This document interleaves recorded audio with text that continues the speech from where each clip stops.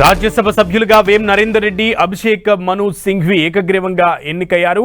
వేం నరేందర్ రెడ్డి, అభిషేక్ సింఘ్వి 2 స్థానాలకు కూడా ముగ్గురు అభ్యర్థులు నామినేషన్ వేశారు. అయితే ప్రస్తుతం వేం నరేందర్ రెడ్డి ఎంపికైన సందర్భంగా ప్రస్తుతం వేం నరేందర్ రెడ్డి మాట్లాడుతున్నారు. లైవ్లో చూద్దాం. కేంద్ర ప్రభుత్వం మీద ఒత్తిడి తెచ్చి ఈ సమస్యలు పరిష్కరించే విధంగా ప్రయత్నం చేస్తానని చెప్పి,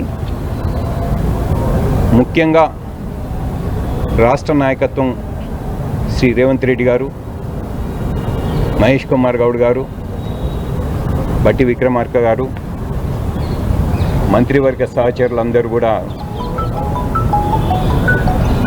వెన్నంటి నిలిచి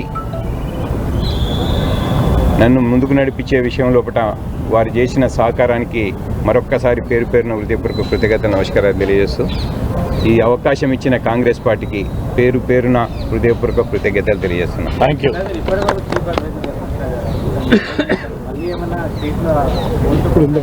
ఇక ఎన్ని ఇప్పుడు ఎందుకనేటువంటి ఇప్పుడు రాజ్యసభ సభ్యునిగా అవకాశం కల్పించింది పార్టీ, దాని వరకు పరిమితం. Thank you.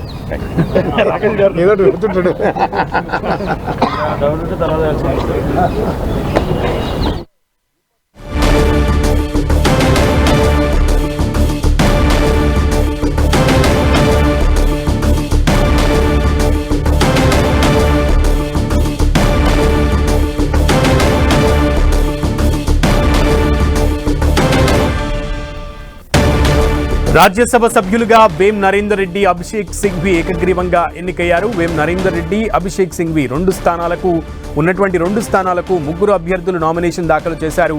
స్వతంత్ర అభ్యర్థి కూడా నామినేషన్ దాఖలు చేయడంతో ముగ్గురు అభ్యర్థులు నామినేషన్ దాఖలు చేసినట్లయింది. అయితే స్వతంత్ర అభ్యర్థి నామినేషన్ని ఎన్నికల అధికారులు తిరస్కరించారు. ఏప్రిల్ 9 తర్వాత వేం నరేందర్ రెడ్డి, అభిషేక్ సింఘ్వి ప్రమాణ స్వీకారం చేయనున్నారు.